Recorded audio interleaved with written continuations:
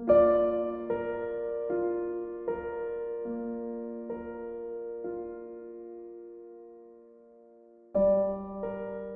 are many people, and they look to Christ to save them, and they look to themselves to make themselves sure.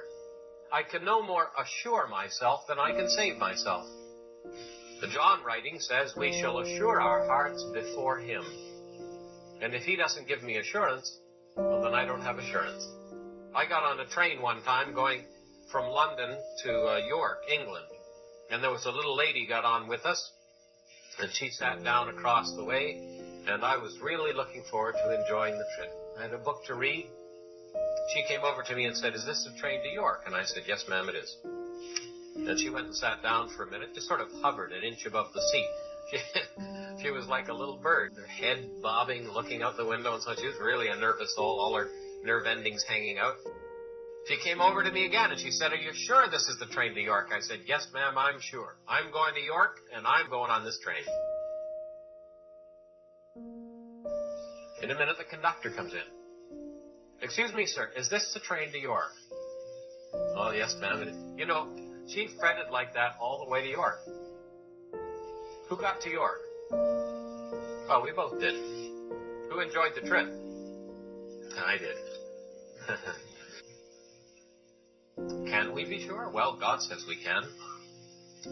These things are written that you might know that you believe on the name of the Son of God, and that you might believe on the name of the Son of God. It's written to those who believe on the name of the Son of God, that they might know that they believe, and that they might go on believing.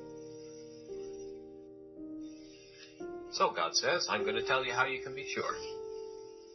First of all, he says in verse 16, that men swear by the greater, and an oath for confirmation is to them an end of all strife. I promise, I do solemnly swear.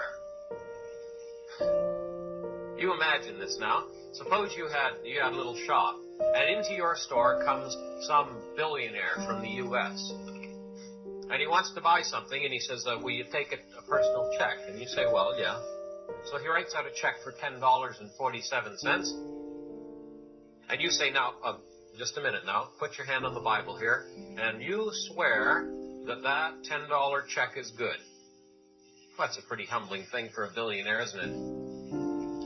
Can you imagine the God of heaven saying, I do solemnly swear, and promising us so we could be sure? He says, I'll do something better than that. I won't just give you my word that it's true.